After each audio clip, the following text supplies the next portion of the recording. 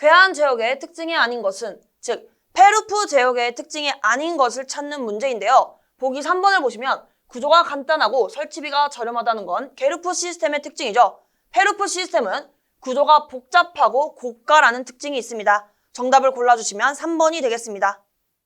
블록 선도에서 A에 해당하는 신호는 우선 보기에서 주어진 조작량, 제어량, 기준 입력, 동작 신호를 다 표기를 해보겠습니다. 우선 기준 입력은요, 여기에 해당되는 거죠.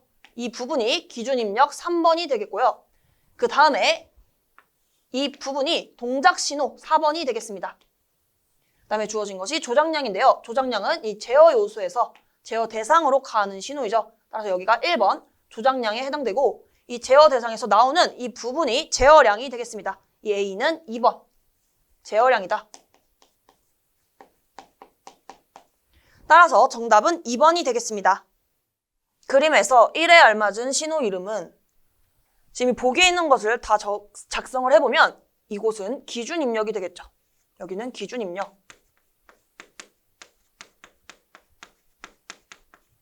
그리고 이 기준 입력과 여기서 이렇게 오는 마이너스, 이 괴한 신호가 있는데요.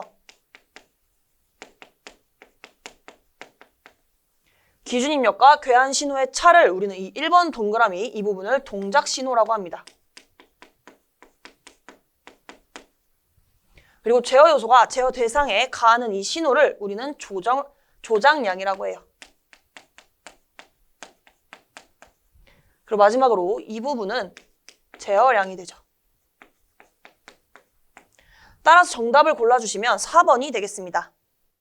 제어 장치가 제어 대상에 가하는 제어 신호로 제어 장치의 출력인 동시에 제어 대상의 입력인 신호는 무엇인가? 우선 그림을 그려보면 이렇게 기준 입력이 있다고 하겠습니다.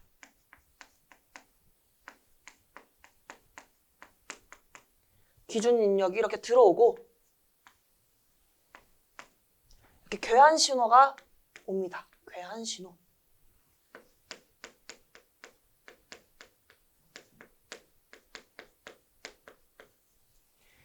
이 기준 입력과 괴한 신호의 이 차로 되는 것이 여기가 동작 신호가 됩니다.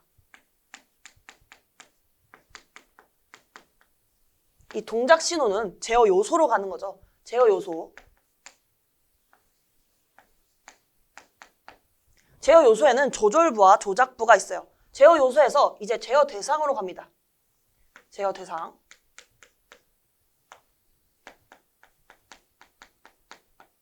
제어 요소에서 제어 대상으로 가는 신호는 조작량이 됩니다. 조작량. 제어 대상에서 나오는 이 부분은 제어량이 되겠죠. 우리가 처음에 구했던 이 괴한 신호는 이렇게 제어 대상으로부터 이렇게 나온다고 생각하시면 되겠습니다. 지금 문제에서는 제어 장치가 제어 대상에 가하는 신호를 묻고 있는데요. 제어 장치가 뭐냐?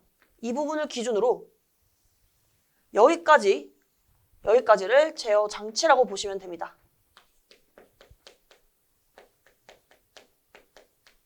즉, 이 제어 장치에서 제어 대상에 가하는 건 지금 이 조작량이죠. 따라서 이 문제에서는 이 조작량을 찾아주시면 되겠습니다. 정답을 골라주시면 2번이 되겠습니다. 기준 입력과 주괴환량과의 차로서 제어계의 동작을 일으키는 원인이 되는 신호는, 우선 그림을 그려보면 기준 입력이 있고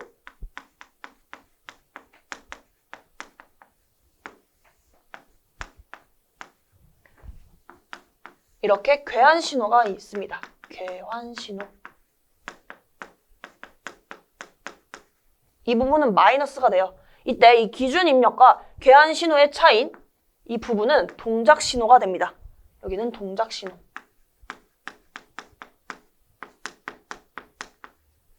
이 동작 신호는 제어 요소로 가요. 제어 요소에는 조절부와 조작부가 있죠. 이 제어 요소에서 제어 대상으로 가는 신호가 있죠. 이 신호는 여기는 조작량이 됩니다. 제어 대상에서는 여기는 제어량이 오죠. 여기는 제어량. 문제에서는 지금 이 기준 입력과 괴한 신호의 차이인 이 동작 신호를 묻고 있습니다. 따라서 정답을 골라주시면 2번이 되겠습니다. 자동 제어계의 기본적 구성에서 제어 요소는 무엇으로 구성되는가? 간단하게 그림을 그려보면 기준 입력이 들어오고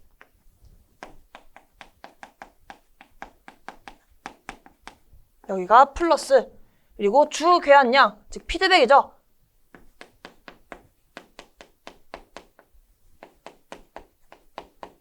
기준 입력과 주 괴한량의 차로서 여기에는 동작 신호가 오게 됩니다.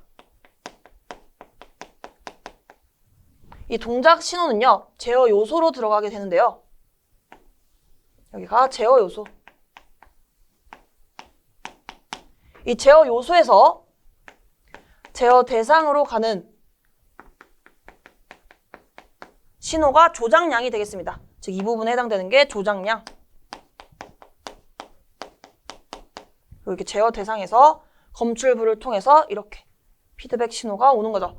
문제에서는요, 제어 요소를 묻고 있습니다. 이 제어 요소에 해당되는 것으로는 조절부와 조작부가 있겠습니다. 따라서 정답은 4번을 골라주시면 되겠습니다. 제어량의 종류에 따른 분류가 아닌 것은 제어량의 종류에 따른 분류에는요, 자동 조정, 서버 기구, 프로세스 제어가 있습니다. 적응 제어는 해당되지 않습니다. 자동 조정의 예시부터 보면 자동 조정은 전위, 전류, 주파수, 힘, 속도를 말하고요. 서버 기구에는 우리가 위치, 방위, 자세, 거리, 각도 등이 있습니다. 그리고 프로세스 제어에는 우리가 밀도, 온도, 습도, 유량, 압력 등이 있죠. 이에 해당되지 않는 것으로는 적응 제어, 정답 3번을 골라주시면 되겠습니다. 일정 입력에 대해 잔류 편차가 있는 제어계는 적분 제어는요, 잔류 편차를 제거합니다. 따라서 2번, 3번, 4번에 지금 다 적분 제어가 들어가 있는데 이 부분은 잔류 편차를 제거하기 때문에 오답이 되겠고 정답을 골라주시면 1번이 되겠습니다. 제어기에서 미분 제어의 특성으로 가장 적합한 것은 미분 제어는 사전에 오차가 커지는 것을 방지하는 것이 핵심인데요. 여기 작동 오차의 변화율에 반응하여 동작해야 사전에 오차가 커지는 것을 방지할 수 있겠죠. 따라서 같은 맥락으로 이해를 해주시면 되겠습니다. 정답을 골라주시면 3번이 되겠습니다. 페루프 시스템에서 응답의 잔류 편차 또는 정상 상태 오차를 제거하기 위한 제어 기법은 보시면 오차를 제거한다 나오면 적분 제어를 골라주시면 됩니다. 또 다른 특징으로는 적분 제어는 응답 속도가 느리다는 단점이 있습니다. 정답을 골라주시면 2번이 되겠습니다. 전달함수 GCS가 다음과 같은 제어기가 있다. 이 제어기는 어떤 제어기인가?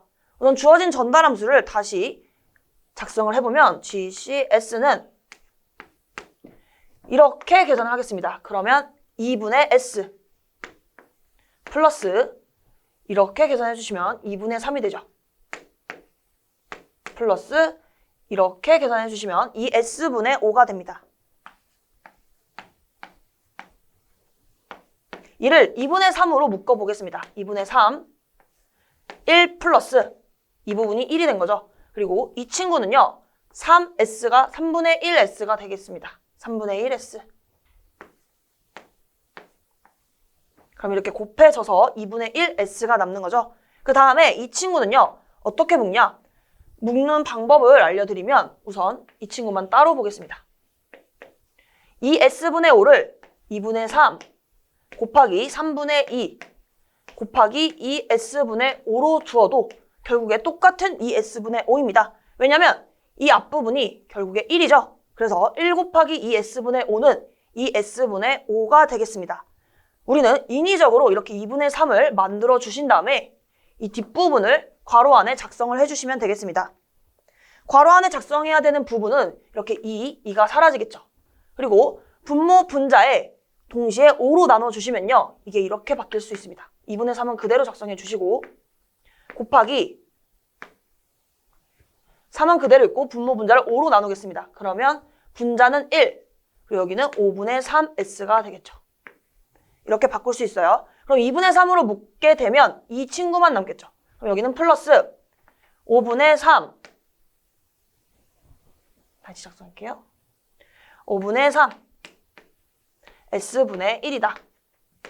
이렇게 묶을 수 있습니다. 이러한 형태는요. K 그리고 1 플러스 TDS 플러스 TI S분의 1의 형태와 같습니다. 따라서 이 부분은 미분 요소, 이 부분은 비례 요소, 이 부분은 미분 요소, 여기는 적분 요소가 되기 때문에 이 제어기는 비례, 미분, 적분 제어기가 되겠습니다. 정답은 4번이 되겠습니다. 적분 시간 2초, 비례 감도가 2인 비례적분 동작을 하는 제어 요소가 있다. 이 제어 요소에 동작 신호 xt = et를 주었을 때 조작량은 얼마인가? 단 초기 조작량 yt는 0으로 한다. 우선 이 문제는요, 비례 적분에서 전달함수 gs를 계산해 주시면 gs는 비례 감도 k 곱하기 1 플러스 tis 분의 1이 되겠습니다. 이때 ti가 문제에서 주어진 적분 시간에 해당됩니다. 대입을 해볼게요. k 대신에 비례 감도 2를 대입해 주시고 1 플러스 적분 시간에는 2초 2 곱하기 s 분의 1 전개해 주시면 2 플러스 s분의 1로 계산할 수 있습니다. 이렇게 전달함수 gs를 구했는데 우리가 원하는 것은 yt입니다. yt인데 이 yt를 구하기 위해서 우선 ys부터 구하도록 하겠습니다. 출력 ys는요. 전달함수 gs에 입력 xs를 곱해주시면 돼요. 이걸 어떻게 구하냐? 지금 보시면 xt가 et라고 주어졌습니다. 이를 라플라스 변환해주시면 xs를 계산할 수 있죠. et를 라플라스 변환해주시면 t를 하게 되면 s제곱분의 1이 되고요. 여기에 상수 2가 곱해지면 이렇게 s제곱분의 2가 되겠습니다. 그럼 여기 대입을 해볼게요. 전달함수 gs는 2 플러스 s분의 1이고 xs는 s제곱분의 2이다. 분배해주시면 여기는 s제곱분의 4 더하기 s세제곱분의 2가 나오겠습니다. 이제 마지막으로 이 ys를 0 라플라스 변환만 해주시면 되는데요. 이를 통해 yt를 계산을 해주시면 되겠습니다. 이걸 하기 전에 우리가 연습을 하고 가면 t의 n제곱을 라플라스 변환을 해주시면요. s n 플러스 1분의 n 팩토리얼이 됩니다. 여기에 n 대신에 1을 대입해 볼게요. 그러면 t의 1승은 s 1 플러스 1분의 1 팩토리얼 되는 거죠. 1 팩토리얼은 1입니다. 그러면 결국에는 s제곱분의 1이 돼요. 그쵸? n에 2도 대입해 보겠습니다. 그러면 t 제곱을 라플라스 변환해 주시면 s에 여기에 2 플러스 1이 되는 거죠. 2 플러스 1 분의 2 팩토리얼이다. 2 팩토리얼은요. 2 곱하기 1이 되겠습니다.